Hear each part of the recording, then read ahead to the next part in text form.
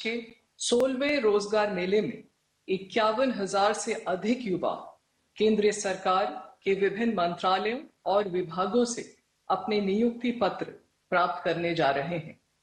इस कार्यक्रम को आरंभ करने के लिए सर्वप्रथम मैं माननीय राज्य मंत्री डॉक्टर जितेंद्र सिंह जी से अनुरोध करती हूं कि वे अपना स्वागत संबोधन दें। परम आदरणीय प्रधानमंत्री जी, रोजगार मेला की 16वीं किश्त लेकर के हम आज आपके सामने उपस्थित हैं। आपके द्वारा बटन दबाते ही एक साथ 51,000 से अधिक नियुक्ति पत्र जारी कर दिए जाएंगे, जिसमें से अधिकतर लगभग 40,000 से ज्यादा नियुक्तियां आज रेलवे मंत्रालय में होने वाली है। इन नियुक्ति पत्रों को प्राप्त करने वाले उम्मीदवार देश के 47 भिन्न भिन्न स्थानों से इस समय आपके साथ जुड़ चुके हैं। प्रत्येक उम्मीदवार को नियुक्ति पत्र के साथ साथ मिशन कर्मयोगी प्रारंभ का विकल्प भी उपलब्ध करवा दिया जाएगा, ताकि अपने नए दायित्व को ग्रहण करते हुए अपने आप को उसके लिए शिक्षित प्रशिक्षित कर सके। प्रधानमंत्री जी, आज दर्शकों के साथ ये बात भी साझा करनी है कि आपके द्वारा शुरू किए गए रोजगार मेला के इस सिलसिले से प्रेरित होकर के कई एक ऐसे राज्य सरकारें हैं जिन्होंने अपने यहां प्रांतीय स्तर पर भी रोजगार मेला का क्रम शुरू किया है। उदाहरण के तौर पर जुलाई 2024 तक गुजरात, उड़ीसा, राजस्थान, उत्तर प्रदेश, त्रिपुरा इत्यादि जैसे राज्यों में लगभग 60 प्रांतीय स्तर के रोजगार मेले आयोजित किए गए। इससे पहले जून 2022 से लेकर के जून 2024 के दौरान भी गुजरात, मध्य प्रदेश, उत्तर प्रदेश, महाराष्ट्र, असम इत्यादि में नियमित तौर पर प्रांतीय स्तर के रोजगार मेलों का आयोजन होता रहा है। अभी हाल ही में पिछले महीने उत्तर प्रदेश में आयोजित रोजगार मेला में लगभग 60,000 से अधिक एक साथ नियुक्ति पत्र जारी किए गए थे। साथ ही साथ केंद्र की तर्ज पर बहुत सारे राज्य भी अब आई गॉट कर्मयोगी पोर्टल से जुड़ चुके हैं। अभी 2 ही दिन पहले 9 जुलाई 2025 का यदि हम आंकड़ा देखें तो भिन्न भिन्न राज्यों से राज्य सरकारों के कर्मचारी लगभग 82 लाख की संख्या में इस पोर्टल से जुड़ चुके हैं, जिसमें सर्वाधिक संख्या बिहार से 10 लाख राज्य सरकार के कर्मचारी आज इस पोर्टल का हिस्सा है। प्रधानमंत्री जी, पिछले कुछ समय में एक और अनुभव यह भी आया है कि बहुत सारे नौजवान और उनका रुझान सरकारी नौकरी के अलावा दूसरी जॉब अपॉर्चुनिटीज की तरफ भी आकर्षित हुआ है। और दूसरी ऑब्जर्वेशन ये भी है कि बहुत सारे ऐसे सेक्टर जो शायद पहले युवाओं की प्राथमिकता में शामिल नहीं थे, अब प्राथमिकता में दिखने लगे हैं।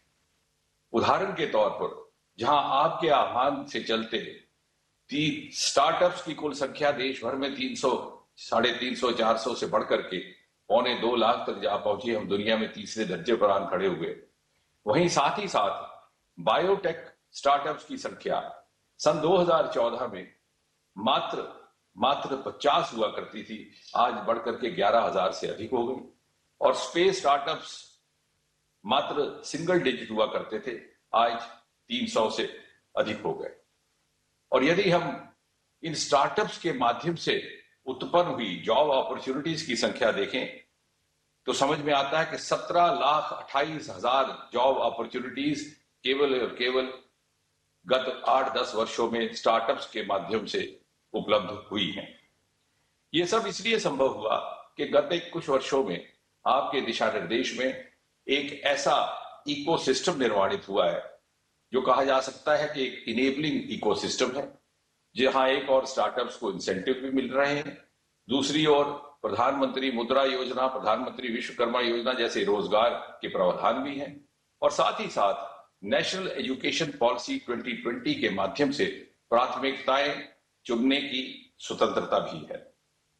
इसी प्रकार जिस तरह से गत एक दशक में महिलाओं को आपकी ओर से प्रोत्साहित किया गया है, उसका नतीजा ये है कि आज देश में 75,935 ऐसे स्टार्टअप ग्रुप्स हैं जो वुमेन लेड स्टार्टअप्स हैं, अर्थात women have graduated from being participants to becoming leaders.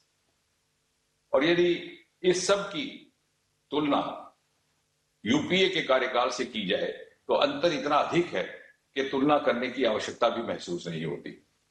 और इसलिए अब वक्त आ गया है कि सारी ऊर्जा और सारा ध्यान केंद्रित किया जाए विकसित भारत 2047 के निर्माण के लिए, और ऐसे रोड मैप को बनाया जाए जहां देश का हर नागरिक, हर युवा अपनी क्षमता अनुसार इंडिविजुअली अथवा कलेक्टिवली इस नए हिंदुस्तान की रचना में अपनी भूमिका निभा सके, अपना योगदान कर सके, ताकि जब 15 अगस्त 2047 का सूरज निकले तो मुल्क का हर नौजवान फख्र के साथ कह सके कि सुबह को रोशन करने में मेरी भी भूमिका रही, मेरी भी भागीदारी रही। इसी कामना के साथ प्रधानमंत्री जी, आपका पुनः अभिनंदन। धन्यवाद माननीय मंत्री जी। हमारी युवा शक्ति को भारत के विकास में भागीदारी के रोज नए अवसर मिल रहे हैं और आज का यह रोजगार मेला एक बार फिर युवाओं की कड़ी मेहनत और सामर्थ्य से विकसित भारत के संकल्प को साकार करने का संदेश लाया है। इस अवसर पर प्रस्तुत है एक लघु फिल्म। जब एक घर का युवा सदस्य अपने पैरों पर खड़ा होता है, जब घर में पहली सरकारी नौकरी आती है, तो वो सिर्फ नौकरी भर नहीं होती, वो घर की नई उम्मीदों, माँ के आशीर्वाद और पिता के तप का प्रतिबिंब होता है। और उस एक युवा की उपलब्धि पूरे घर और समाज को ऊर्जा देती है। ये कहानी नहीं, हकीकत है आज के नए भारत की, जहां मेहनत और मेरिट को उसका पूरा हक मिल रहा है। प्रधानमंत्री श्री नरेंद्र मोदी जी के नेतृत्व में बीते 11 वर्षों में जो नीतियां बनी, जो फैसले लिए गए, उनसे युवाओं के लिए संभावनाओं के अनंत द्वार खुले हैं और युवा शक्ति देश के विकास को नई गति दे रही है। भारत का युवा आज अपने परिश्रम और इनोवेशन से दुनिया को ये दिखा रहा है कि हम में कितना सामर्थ्य है। स्टार्टअप्स हो या एमएसएमई, टेक हो या ट्रेड, न्यू एज स्किल्स हो या नवाचार, हर क्षेत्र में युवा केंद्रीय भूमिका में है। युवा ऊर्जा से राष्ट्र निर्माण की इस कड़ी का अहम हिस्सा है रोजगार मेला। रोजगार मेला के तहत पारदर्शी, निष्पक्ष और तेज भर्ती प्रक्रिया के जरिए देश के लाखों युवाओं को सरकारी सेवा से जुड़ने का अवसर मिल रहा है। भर्ती प्रक्रिया को समयबद्ध तरीके से पूरा करने के लिए यूपीएससी, एसएससी, आरआरबी, आईबीपीएस और केंद्र सरकार के अन्य विभाग और संस्थान निरंतर कार्यरत हैं। आज 51,000 से अधिक युवाओं को विभिन्न मंत्रालयों और विभागों जैसे रेल मंत्रालय में अनेक पद जैसे assistant loco pilot, station master, junior engineer, track maintainer, pointsman और टेक्नीशियनों के साथ साथ टीटीई, कमर्शियल क्लर्क एवं बुकिंग क्लर्क, गृह मंत्रालय में सब इंस्पेक्टर, कांस्टेबल, स्वास्थ्य मंत्रालय में डॉक्टर, नर्स, भारतीय स्टेट बैंक में जूनियर एसोसिएट्स, डाक विभाग में पोस्टल असिस्टेंट्स और ग्रामीण डाक सेवक, शिक्षा विभाग में अध्यापक, लेक्चरर सहित अनेक विभागों में महत्वपूर्ण अवसर मिल रहे हैं। रोजगार मेला प्रमाण है उस भरोसे का कि आज के भारत में सिफारिश नहीं, काबिलियत ही सब कुछ है। हर नियुक्ति पत्र सिर्फ एक कागज नहीं, आत्मसम्मान का दस्तावेज है। रोजगार मेला, युवा शक्ति से पूरा होगा विकसित भारत का सपना। अब मैं आदरणीय प्रधानमंत्री जी से आग्रह करती हूँ कि कृपया रिमोट का बटन दबाकर 51,000 से अधिक नियुक्ति पत्रों के वितरण के इस अभियान का शुभारंभ करें।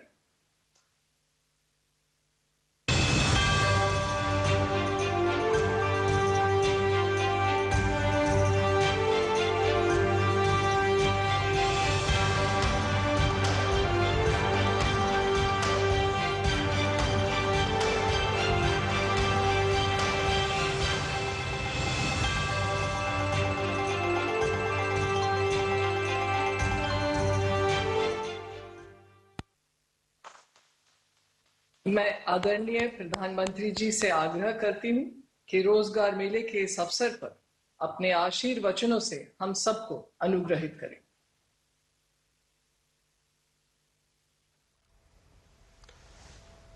नमस्कार।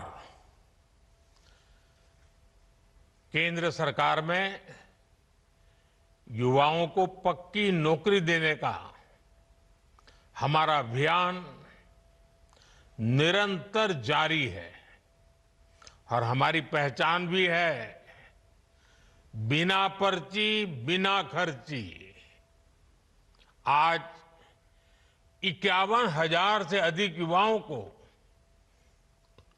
नियुक्ति पत्र दिए गए हैं।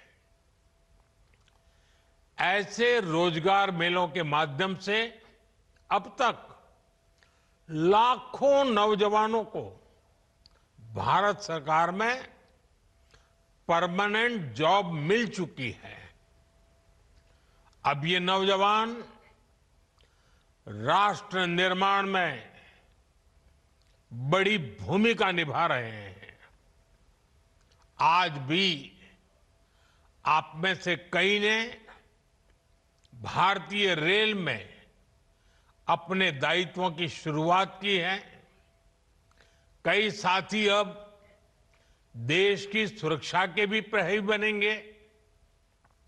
डाक विभाग में नियुक्त हुए साथी गांव-गांव सरकार की सुविधाओं को पहुंचाएंगे।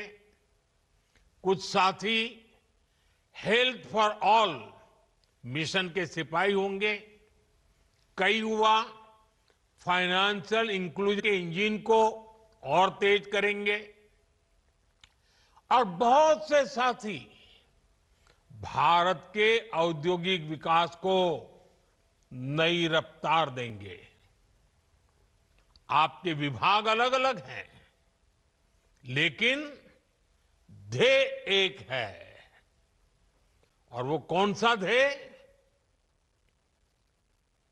हमें बार बार याद रखना है, एक ही ध्येय है।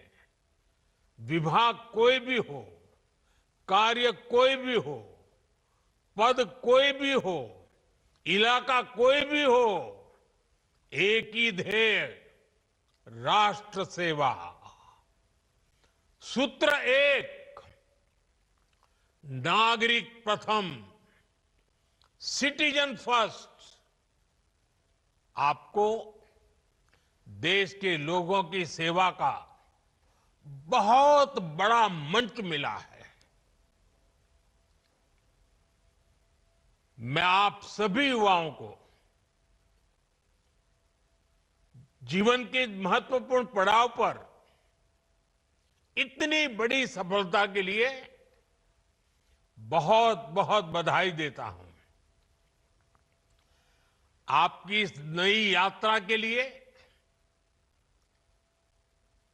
मेरी तरफ से आपको बहुत बहुत शुभकामनाएं हैं।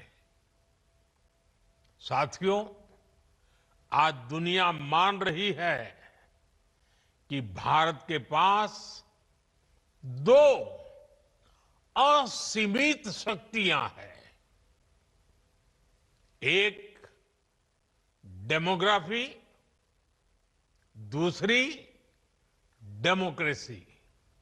यानी सबसे बड़ी युवा आबादी और सबसे बड़ा लोकतंत्र। युवाओं का यह सामर्थ्य हमारी भारत के उज्जवल भविष्य की सबसे बड़ी पूंजी भी है और सबसे बड़ी गारंटी भी है। और हमारी सरकार इसी पूंजी को समृद्धि का सूत्र बनाने में दिन रात जुटी है। आप सबको पता है, 2 दिन पहले ही मैं 5 देशों की यात्रा कर करके लौटा हूं। हर देश में भारत की युवा शक्ति की गूंज सुनाई दी। इस दौरान जितने भी समझौते हुए हैं उनसे देश और विदेश दोनों जगह भारत के नौजवानों को फायदा होना ही है। Defence, pharma, digital technology, energy, rare earth, minerals, ऐसे कई सेक्टर्स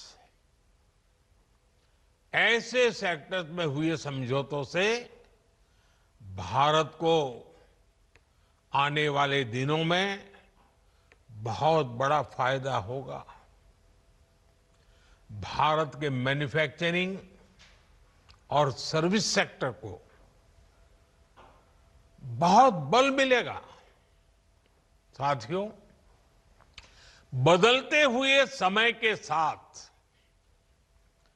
21वीं सदी में नेचर ऑफ जॉब भी बदल रहा है। नए नए सेक्टर्स भी उभर रहे हैं। इसलिए बीते दशक में भारत का जोर अपने युवाओं को इसके लिए तैयार करने का है और इसके लिए अहम निर्णय भी लिए गए हैं। आधुनिक जरूरतों को देखते हुए आधुनिक नीतियां भी बनाई गई हैं। स्टार्टअप्स, इनोवेशन और रिसर्च का जो इकोसिस्टम आज देश में बन रहा है, वो देश के युवाओं का सामर्थ्य बढ़ा रहा है। आज जब मैं नौजवानों को देखता हूं कि वे अपना स्टार्टअप शुरू करना चाहते हैं, तो मेरा भी आत्मविश्वास बढ़ जाता है। और अभी हमारे डॉक्टर जितेंद्र सिंह जी ने स्टार्टअप के विषय में विस्तार से कुछ आंकड़े भी बताए आपको सामने।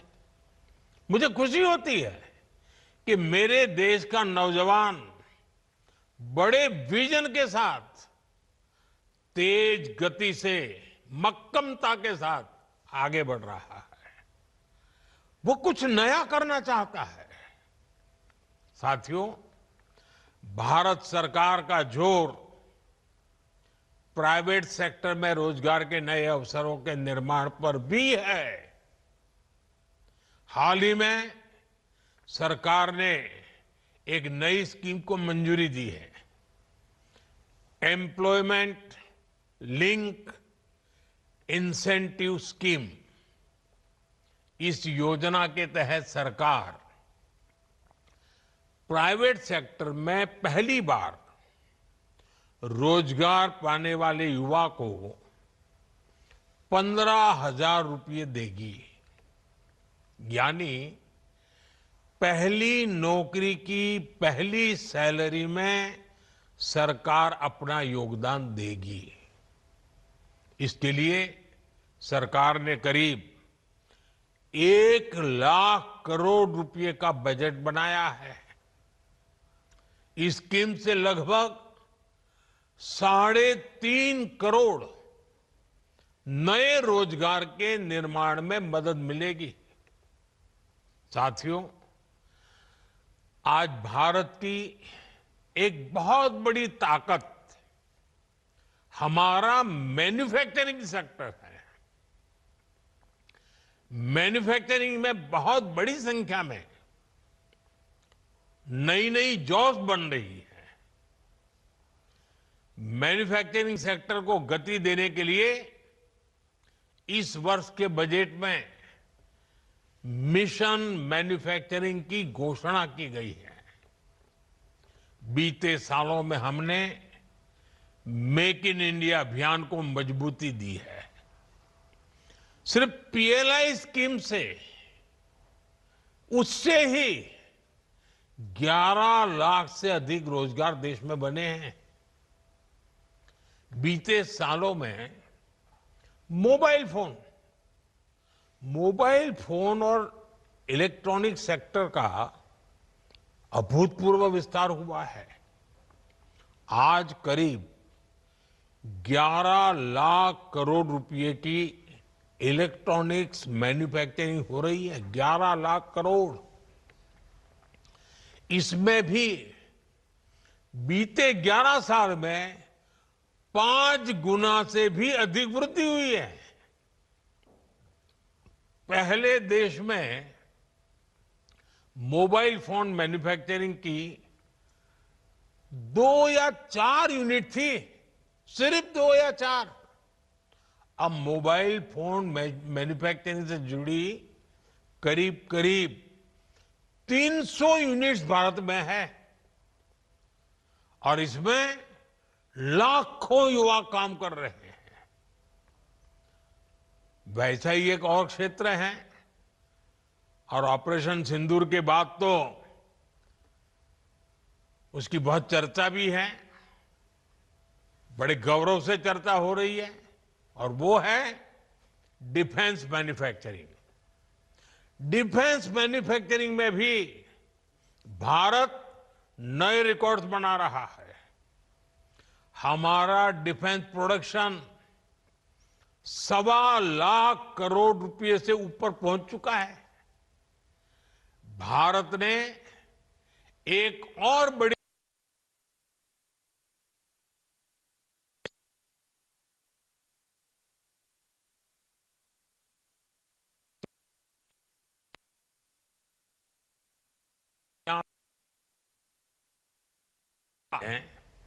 सबसे ज्यादा लोकोमोटिव बनाने वाला देश बन गया है। दुनिया में सबसे ज्यादा लोकोमोटिव हो, रेल कोच हो, मेट्रो कोच हो, आज भारत इनका बड़ी संख्या में दुनिया के कई देशों में एक्सपोर्ट कर रहा है। हमारा ऑटोमोबाइल सेक्टर भी अभूतपूर्व ग्रोथ कर रहा है। बीते 5 साल में ही इस सेक्टर में करीब $40 बिलियन का एफडीआई आया है, यानी नई कंपनियां आई हैं, नई फैक्ट्रियां लगी हैं, नए रोजगार बने हैं और साथ साथ गाड़ियों की डिमांड भी बहुत बढ़ी है। गाड़ियों की रिकॉर्ड बिक्री हुई है भारत में। अलग अलग सेक्टर्स में देश की ये प्रगति, ये मैन्युफैक्चरिंग के रिकॉर्ड तभी बनते हैं, ऐसे नहीं बनते। ये सब तब संभव होता है जब ज्यादा से ज्यादा नौजवानों को नौकरियां मिल रही हैं, नौजवानों का पसीना लगता है उसमें, उनका दिमाग काम करता है, वो मेहनत करते हैं। देश के नौजवानों ने रोजगार तो पाया है, लेकिन ये कमाल करके भी दिखाया है। अब सरकारी कर्मचारी के तौर पर आपको हर संभव प्रयास करना है कि देश में मैन्युफैक्चरिंग सेक्टर की ये गति निरंतर बढ़ती रहे। जहां भी आपको दायित्व मिले, आप एक प्रोत्साहक के रूप में काम करें, लोगों को एनकरेज करें, रुकावटें दूर करें। जितना ज्यादा आप सरलता लाएंगे, उतनी सुविधा देश में अन्य लोगों को भी बढ़ेगी। साथियों, आज हमारा देश दुनिया की, और कोई भी हिंदुस्तानी बड़े गर्व से कह सकता है, आज हमारा देश दुनिया की तीसरी बड़ी इकोनॉमी बनने की तरफ तेजी से आगे बढ़ रहा है। ये मेरे नौजवानों के पसीने की कमाल है। बीते 11 वर्षों में हर सेक्टर में देश ने प्रगति की है। हाल में इंटरनेशनल लेबर ऑर्गेनाइजेशन आईएलओ की एक बहुत बढ़िया रिपोर्ट आई है, शानदार रिपोर्ट है। इस रिपोर्ट में कहा गया है कि बीते दशक में भारत के 90 करोड़ से अधिक नागरिकों को वेलफेयर स्कीम के दायरे में लाया गया है। एक प्रकार से सोशल सिक्योरिटी के दायरा गिना जाता है। और इन स्कीम्स का फायदा सिर्फ वेलफेयर तक सीमित नहीं है, इससे बहुत बड़ी संख्या में नए रोजगार भी बने हैं। जैसे एक छोटा उदाहरण मैं देता हूं, पीएम आवास योजना।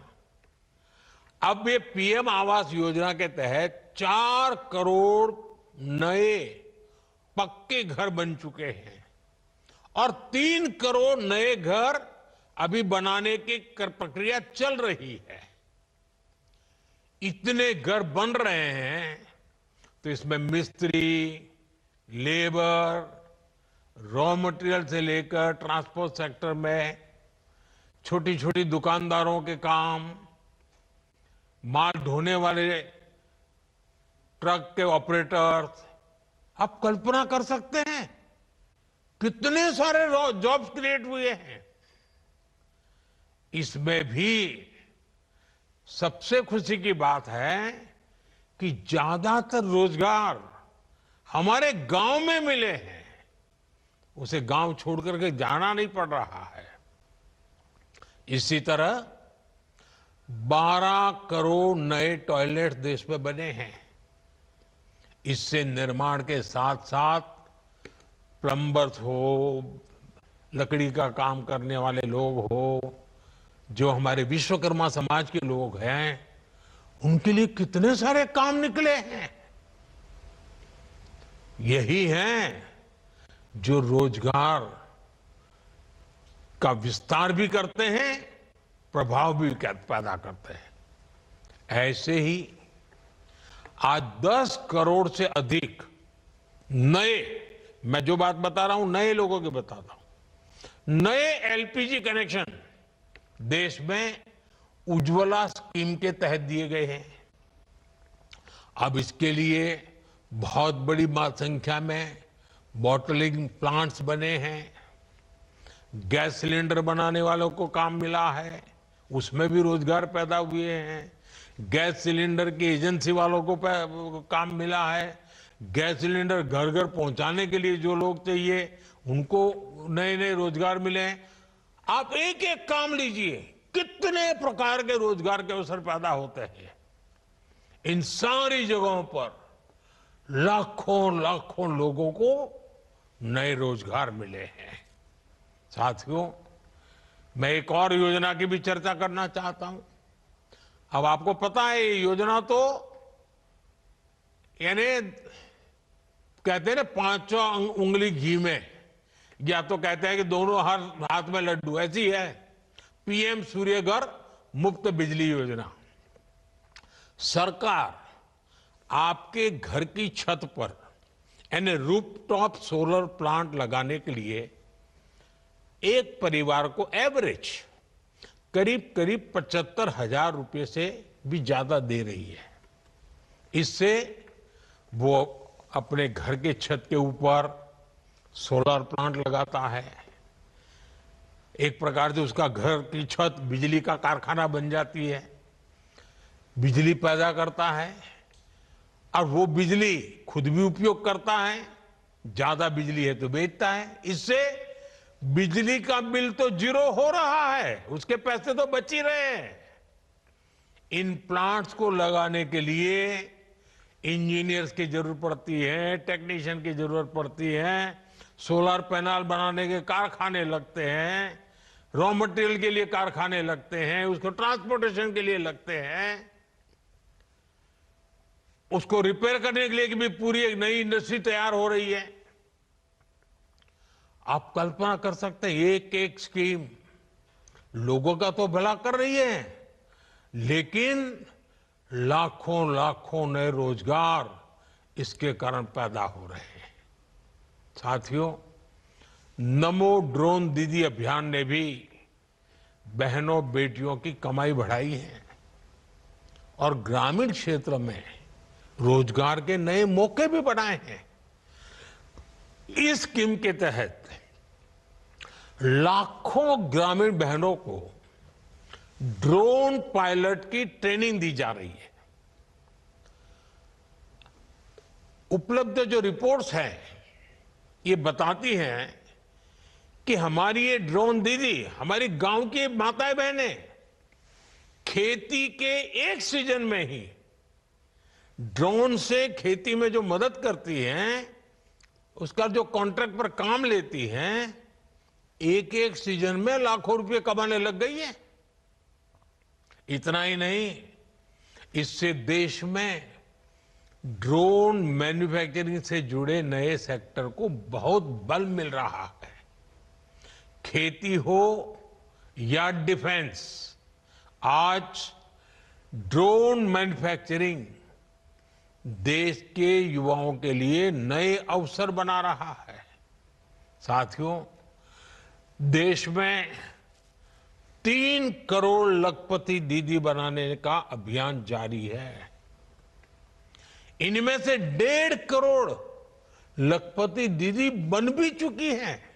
और आप तो जानते हैं लखपति दीदी के मेरा मतलब है एक साल में कम से कम 1 लाख रुपए से अधिक उसकी आय होनी चाहिए, और एक बार नहीं, हर वर्ष होती रहनी चाहिए। वो है मेरी लखपति दीदी, 1.5 करोड़ लखपति दीदी। अब आप देखिए, गांव में जाएंगे तो आपको कुछ बातें सुनने को मिलेगी। बैंक सखी, बीमा सखी, कृषि सखी, पशु सखी, ऐसी अनेक स्कीम्स में भी हमारे गांव की माताओं बहनों को भी रोजगार मिला है। ऐसे ही पीएम स्वनिधि योजना के तहत पहली बार रेहड़ी ठेले फुटपाथ पर काम करने वाले साथियों को मदद दी गई। इसके तहत लाखों साथियों को काम मिला है। और डिजिटल पेमेंट के कारण आजकल तो हमारे हर रेहड़ी पटरी वाला कैश नहीं लेता है, यूपीआई करता है। क्यों? क्योंकि बैंक से उसको तुरंत उसके आगे की रकम मिलती है, बैंक का विश्वास बढ़ जाता है, कोई कागज की उसको जरूरत नहीं पड़ती। यानी एक रेहड़ी पटरी वाला आज विश्वास के साथ, गर्व के साथ आगे बढ़ रहा है। पीएम विश्वकर्मा स्कीम देख लीजिए, इसके तहत हमारे यहां जो पुश्तैनी काम है, परंपरागत काम है, पारिवारिक काम है, उसको आधुनिक बनाना, उसमें नयापन लाना, नई टेक्नोलॉजी लाया, नए नए उसमें साधन लाना, उसमें काम करने वाले कारीगरों, शिल्पियों और सेवादाताओं को ट्रेनिंग दी जा रही है, लोन दी जा रहे हैं, आधुनिक टूल दिए जा रहे हैं। मैं अनगिनत स्कीमें बता सकता हूं। ऐसी कई स्कीम हैं जिनसे गरीबों को लाभ भी हुआ है और नौजवानों को रोजगार भी मिला है। ऐसी अनेक योजनाओं का ही प्रभाव है कि सिर्फ 10 वर्षों में ही 25 करोड़ लोग गरीबी से बाहर निकले हैं। अगर रोजगार न मिलता, अगर परिवार में आय का साधन न होता, तो मेरा गरीब भाई बहन जो 3-3, 4-4 पीढ़ी से गरीबी में जिंदगी गुजार रहा था, जीवन के लिए एक एक दिन काटने के लिए उसको मौत दिखाई देती, इतना डर लगता था। लेकिन आज वो इतना ताकतवर बना है कि मेरे 25 करोड़ गरीब भाई बहनों ने गरीबी को परास्त करके दिखाया, विजयी होकर के निकले हैं। और ये सारे मेरे 25 करोड़ भाई बहन जिन्होंने गरीबी को पीछे छोड़ा है ना, उनकी हिम्मत को मैं दाद देता हूं। उन्होंने सरकार की योजनाओं का लाभ उठा करके हिम्मत के साथ आगे बढ़े, रोते नहीं बैठे। गरीबी को उन्होंने उखाड़ के फेंक दिया, पराजित कर दिया।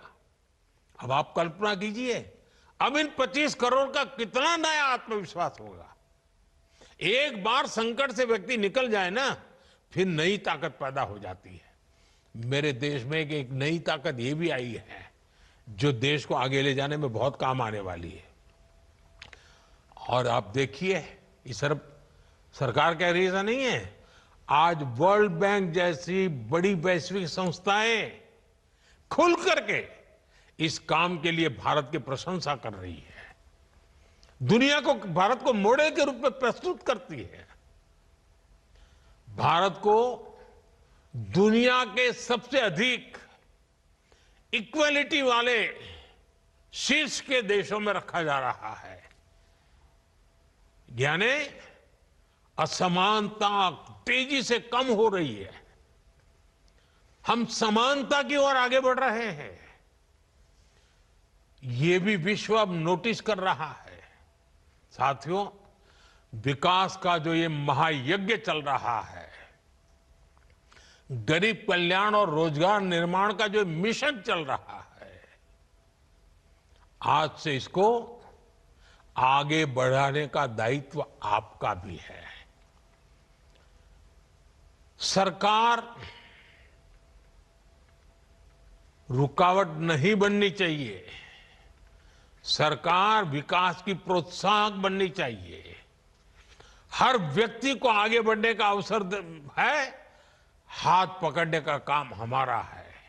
और आप तो नौजवान हैं दोस्तों, आप पर मेरा बहुत भरोसा है।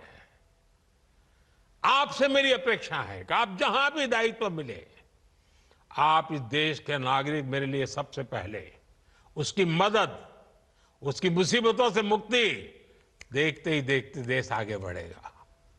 आपको भारत के अमृत काल का सहभागी बनना है। आने वाले 20-25 साल आपकी कैरियर के तो महत्वपूर्ण है, लेकिन आप ऐसे कालखंड में हैं जब देश के लिए भी 25 वर्ष बहुत महत्वपूर्ण है। ये विकसित भारत के निर्माण के लिए अहम 25 वर्ष है। इसलिए आपको अपने काम, अपने दायित्व, अपने लक्ष्यों को विकसित भारत के संकल्प के साथ आत्मसात करना है। नागरिक देवो भव, ये मंत्र तो हमारी रगों में दौड़ना चाहिए, दिल दिमाग में रहना चाहिए, हमारे व्यवहार में नजर आना चाहिए। और मुझे पक्का विश्वास है दोस्तों, ये युवा शक्ति है, पिछले 10 साल में देश को आगे बढ़ाने में मेरे साथ खड़ी है। मेरे एक एक शब्द को देश की भलाई के लिए उन्होंने जो भी कर सकते हैं किया है, जहां है वहां से किया है। आपको मौका मिला है, आपसे अपेक्षाएं ज्यादा है, आपकी जिम्मेवारी ज्यादा है, आप करके दिखाएंगे, मेरा विश्वास है। मैं एक बार फिर आपको बहुत बहुत बधाई देता हूं। आपके परिवारजनों को भी मैं बहुत बहुत शुभकामनाएं देता हूं। और आपका परिवार भी उज्जवल भविष्य का अधिकारी है। आप भी जीवन में बहुत प्रगति करें। आई गॉट प्लेटफॉर्म पर जाकर के लगातार अपने आप को अपग्रेड करते ही रहे। एक बार जगह मिल गई, चुप बैठिए मत, बहुत बड़े सपने देखिए, बहुत आगे जाने के लिए सोचिए, काम कर करके, नया नया सीख करके, नया नया परिणाम ला करके प्रगति भी कीजिए। आपकी प्रगति में देश का गौरव है, आपकी प्रगति में मेरा संतोष है। और इसलिए मैं आज जब आप एक नए जीवन की शुरुआत कर रहे हैं, आपसे बात करने के लिए आया हूं, शुभकामनाएं देने के लिए आया हूं, और बहुत सारे सपनों को पूरा करने के लिए अब आप मेरे एक साथी बन रहे हैं। मेरे एक निकट साथी के रूप में मैं आपका स्वागत करता हूं। आप सबको बहुत बहुत धन्यवाद, बहुत बहुत शुभकामनाएं।